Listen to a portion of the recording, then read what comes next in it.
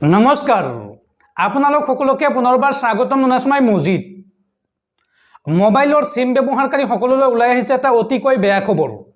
হয় যদি আপুনি ভাৰতৰ যিকোনো এটা সিম ব্যৱহাৰ কৰে লাগিলে হেতু জিঅ'ই হওক বা এয়াৰটেলই হওক বা ভোডাফোনেই হওক তেন্তে আপোনাৰ বাবে ওলাই আহিছে এটা অতিকৈ বেয়া খবৰ মোবাইলৰ সিম ব্যৱহাৰকাৰী সকল এটা ভয়ংকৰ বিপদৰ সন্মুখীন হ'বলৈ গৈ আছে সিম ব্যৱহাৰ কৰা সকল বা মোবাইল ফোন ব্যৱহাৰকাৰী সকল কি বিপদত পৰিব সবিশেষ তথ্য আপোনালোকক জনাম এইটো ভিডিঅ'ত খুব এটা গুৰুত্বপূৰ্ণ ভিডিঅ' আপোনালোকে ভিডিঅ'টো হেকলৈকে চাই থাকক আৰু তাৰ আগতে আপোনালোক এটা সৰু ৰিকুৱেষ্ট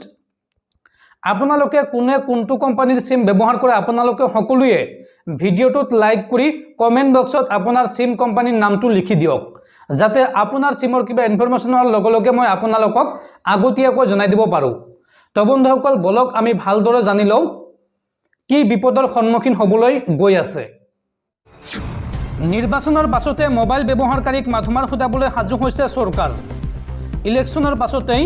বাঢ়িব মোবাইল ৰিচাৰ্জৰ মূল্য লোকসভা নিৰ্বাচনৰ পাছতে দেশৰ কোটি কোটি লোকৰ মূৰত পৰিব ৰামটাঙোন মোবাইল সেৱা প্ৰদানকাৰী প্ৰতিষ্ঠানবোৰে নিৰ্বাচনৰ পাছতে বৃদ্ধি কৰিব ৰিচাৰ্জৰ নিৰিখ আৰু ইতিমধ্যে মোবাইল সেৱা প্ৰতিষ্ঠানবোৰে এই সন্দৰ্ভত প্ৰয়োজনীয় সকলো প্ৰক্ৰিয়া সম্পন্ন কৰিছে এই সন্দৰ্ভত ৰাষ্ট্ৰীয় সংবাদ মাধ্যমত প্ৰকাশিত খবৰ অনুসৰি দূৰসংযোগ উদ্যোগত শুল্কৰ পৰিমাণ 15 পৰা 17% বৃদ্ধি কৰাৰ পূৰ্ণ সম্ভাৱনা আছে নিৰ্বাচনৰ সকলো প্ৰক্ৰিয়া সম্পন্ন হোৱাৰ পাছতে এই শুল্কৰ পৰিমাণ বৃদ্ধি কৰা হ'ব এইখিনিতে উল্লেখ কৰিব লাগিব যে দূৰসংযোগ ক্ষেত্ৰখনত বিগত বহুদিন ধৰি শুল্কৰ পৰিমাণ বৃদ্ধি কৰা হোৱা নাই শেষবাৰৰ বাবে 2021ত 20% শুল্ক বৃদ্ধি কৰা হৈছিল আৰু প্ৰায় 3 বছৰৰ বিৰতিৰ মূৰত পুনৰ দূৰসংযোগ উদ্যোগত শুল্ক বৃদ্ধিৰ প্ৰস্তাৱ গ্ৰহণ কৰা হৈছে আৰু যদিহে অনুমান কৰা মতে 17% শুল্ক বৃদ্ধি কৰা হয় তেনেহলে এগৰাকী উপভোক্তাই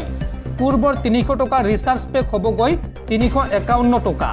অৰ্থাৎ আপুনি এতিয়া যেটো ৰিচাৰ্জ 300 টকাত কৰি আছে সেই ৰিচাৰ্জটো নিৰ্বাচনৰ পিছত কৰিব লাগিব 351 টকাত